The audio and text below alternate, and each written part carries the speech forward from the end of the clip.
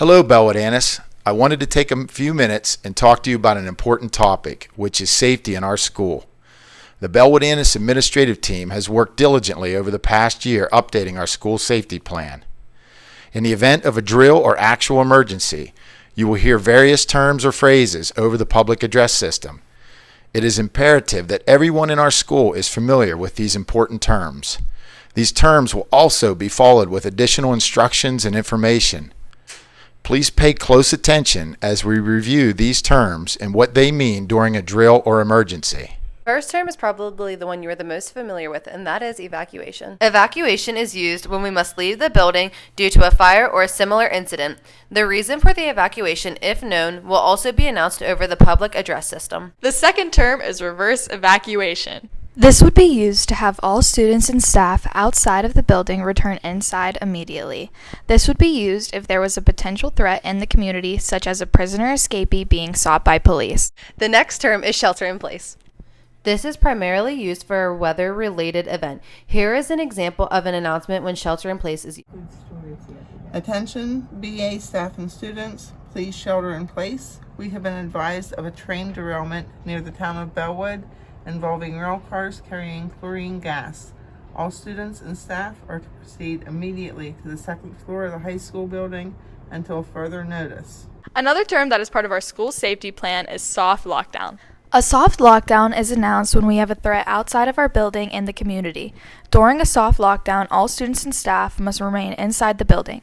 Reverse evacuations may also be needed to bring students and staff who are outside for gym class or recess. All exterior doors remain locked and no visitors are allowed to enter the building. Everything else remains the same inside the building, including the change of classes at the end of each period. An example of what may trigger a soft lockdown announcement would be the school being notified by the Pennsylvania State Police that they are conducting a high-risk search warrant near the school, or a fire in the borough that is causing trouble breathing because of excess smoke. Our next term is hard lockdown. During a hard lockdown announcement, all students and staff remain in their current classroom. Students and staff do not move about the building, even at the end of class periods. Teaching continues within the classroom and may extend into the next period depending on the duration of the incident. Examples of when a hard lockdown would be announced are during locker searches involving police canines or when medical personnel are rendering aid to someone in the hallway.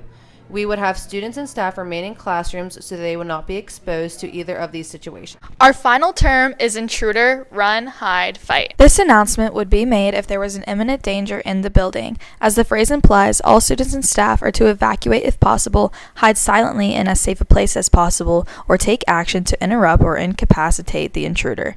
An example of public address announcement would be: Attention all staff and students. Intruder, run, hide, fight. We have an armed intruder in the district office. Staff have participated in actual intruder, run, hide, fight training in January and February 2020. Students should listen closely to their respective teacher for instructions and guidance during this type of emergency. Safety at our school is all of our responsibility.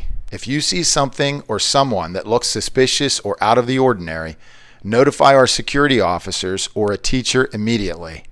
Thank you for your attention today and have a great day.